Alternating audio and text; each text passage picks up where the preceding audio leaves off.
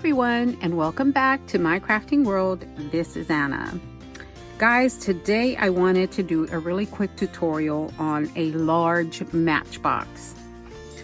I'm going to show you how I make mine. Now, I don't know if it's the correct way or not, but this is how it worked out for me. So let me show you this one. This is a Valentine large matchbox that I have created.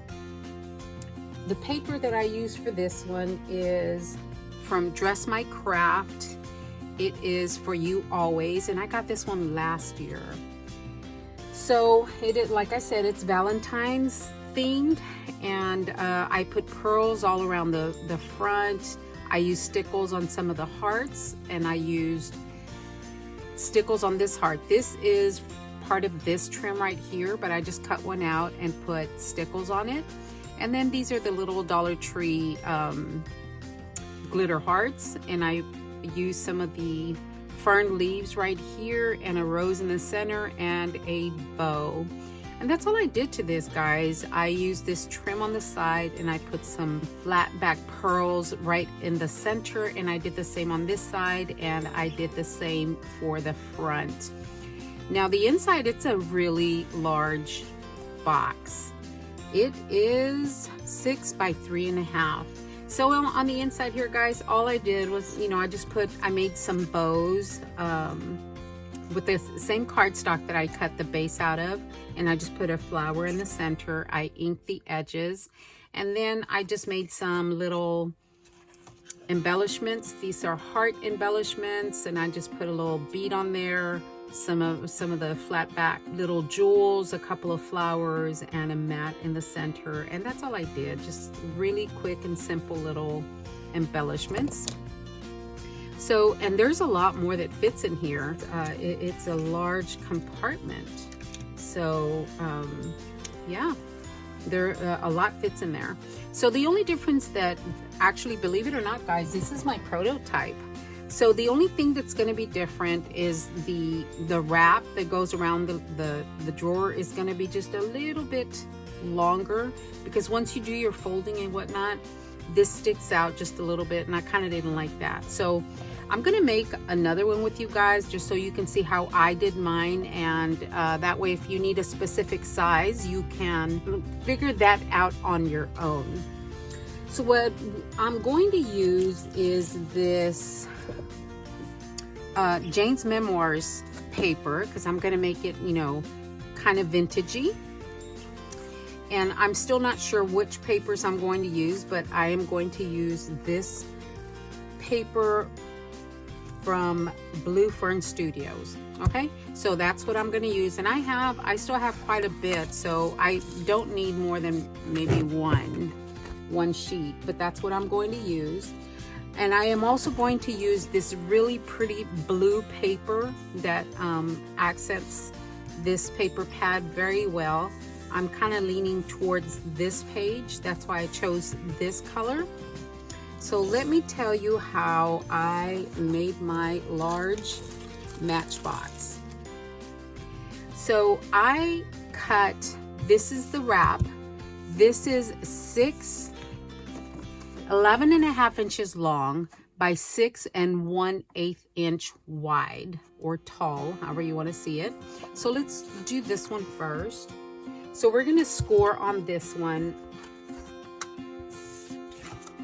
Okay, and we're going to score on the 11.5 inch side. I am going to score at 2 right here, and then this is 100-pound cardstock, so it's pretty thick. And then I am going to score at 5.5 right here,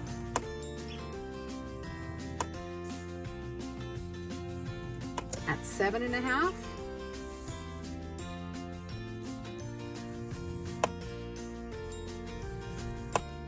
and then again at 11.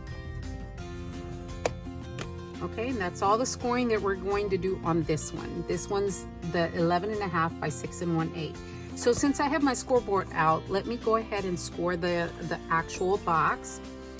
This is 10 by 7.5. So I'm going to score at 2 inches all the way around. And I'm just going to go ahead and turn my paper every time I have to score each side.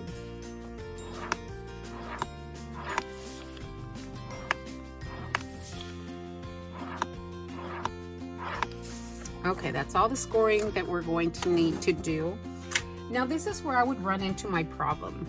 I would make my box and it would fit in my sleeve way too tight to where, you know, it was troublesome getting in and out.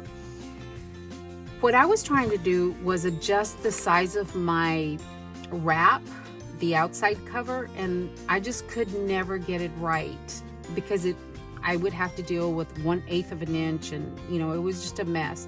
So the easiest way that I figured out how to do it is once I have the box itself, the sliding box, scored at 2 inches all the way around, I am going to take my paper trimmer and I am going to remove about 1/8 of an inch.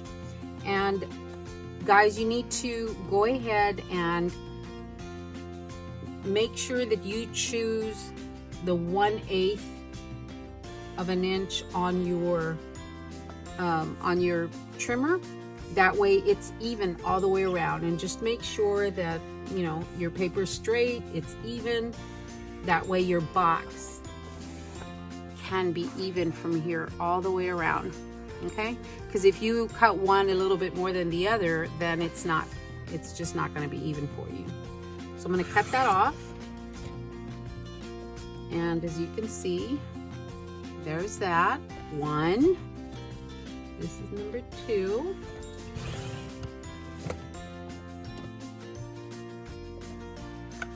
Three.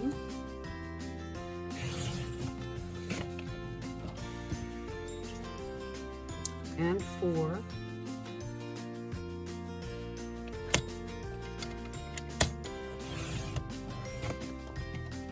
All right, I have trimmed my 4 sides,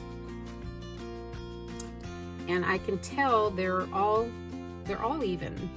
My box should come together evenly.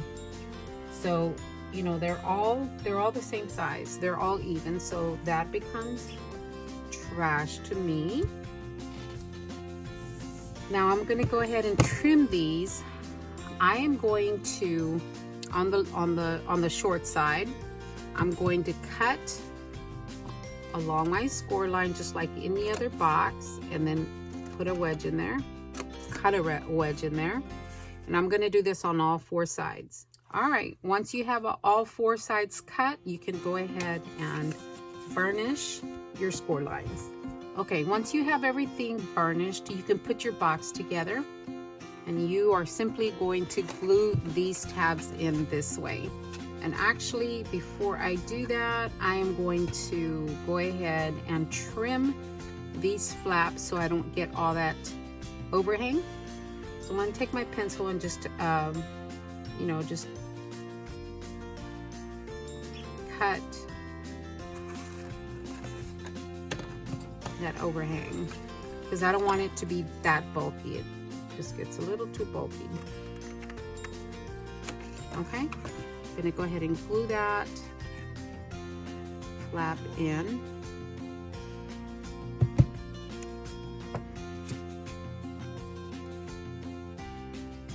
And again, make sure your edges are straight right here. Alrighty guys, there is my box, the bottom part. So there we go guys. Okay, now time to work on the sleeve. So we've already scored all of this, and all we're gonna do with this one is burnish and glue. And we're gonna glue this tab right here to this side of the box, and there we go. So before I do that though, I'm gonna go ahead and cut little angles, just a small, you know, just to make it look. I'm just gonna cut these and make it look like a tab, an actual tab. Okay, there's that. Now I'm gonna put glue on here. And I am just simply going to fold this one at the second score line and push down. Okay, My sides are even. And there is my box. Moment of truth, guys. The very first time you put this into your sleeve, it should be a little snug. But once it opens and closes, you know, a couple of times, it gets a little looser. So I'm going to go ahead and put this in there.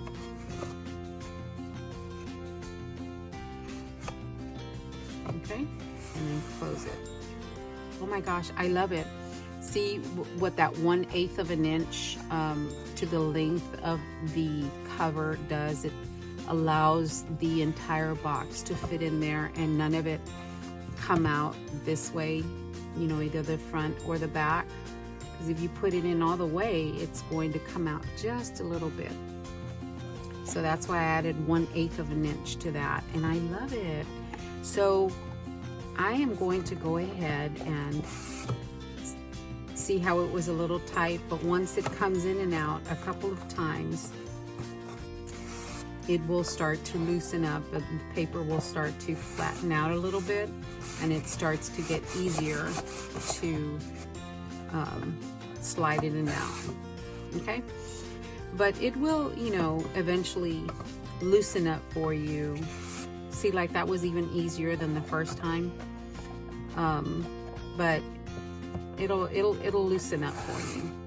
That was one of the reasons that I did not put any designer paper on the sides, because that if I do that, it's going to make it pretty tight.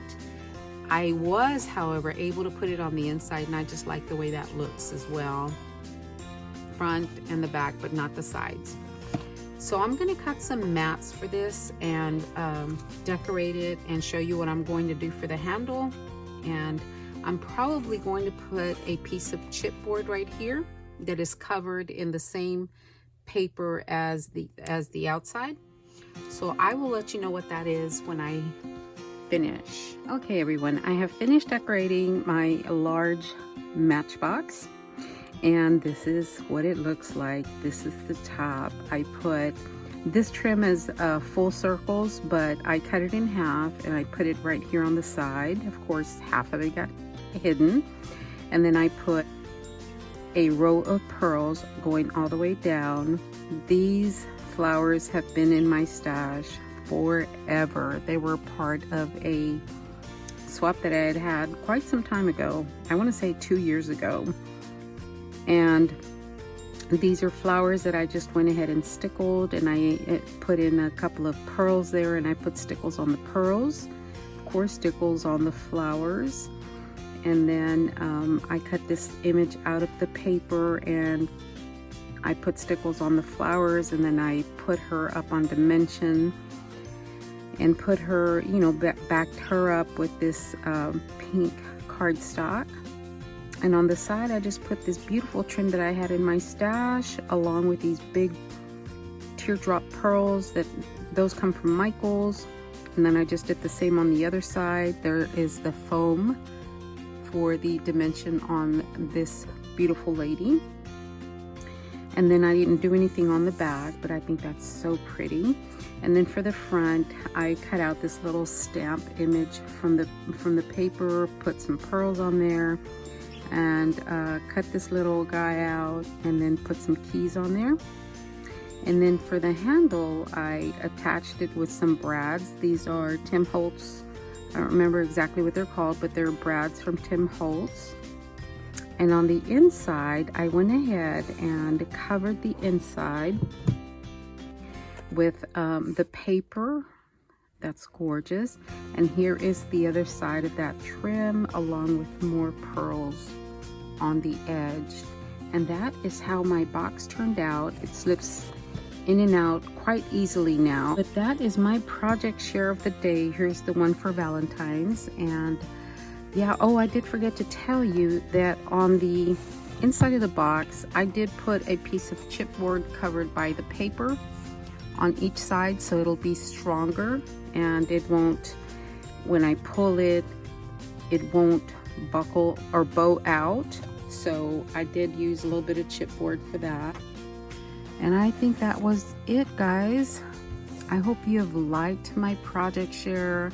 I plan to use this method of box making for another project, and I hope that it turns out good because I'm not going to make a prototype. So this was actually my prototype for this.